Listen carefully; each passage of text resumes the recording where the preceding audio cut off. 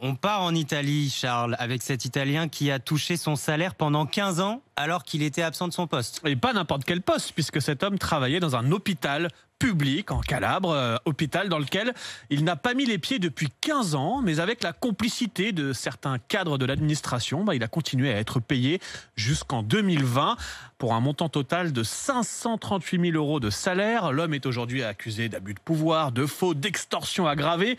Et en fait, cette affaire d'absentéisme est le symbole d'un fléau qui touche tout le secteur public en Italie. Ces dernières années, plusieurs enquêtes ont montré que des fonctionnaires ne venaient que quelques minutes par jour au boulot, juste le temps de pointer.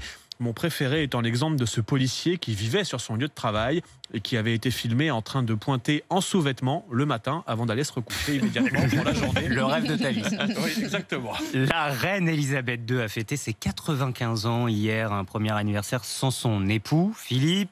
Tu t'es penché sur la liste des cadeaux les plus fous reçus par la reine. Oui, parce qu'en 70 ans de règne, on lui a offert à peu près tout et n'importe quoi.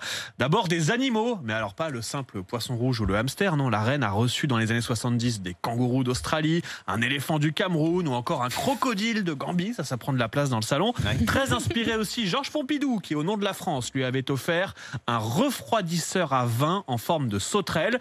Et puis plus taquin, ce groupe d'étudiants qui lui avait offert une fausse main gantée qui bouge toute seule, histoire de pas trop se fatiguer en saluant la foule. Ah, c'est pas mal. Mais c'est lors de son mariage avec le prince Philippe en 47 qu'elle a été la plus gâtée. Plus de 2500 cadeaux venus du monde entier, dont un éplucheur de pommes de terre automatique, des boîtes de conserve d'ananas ou encore un ensemble de lingerie de soubrette. L'histoire ne dit pas si elle s'en est souvent servie.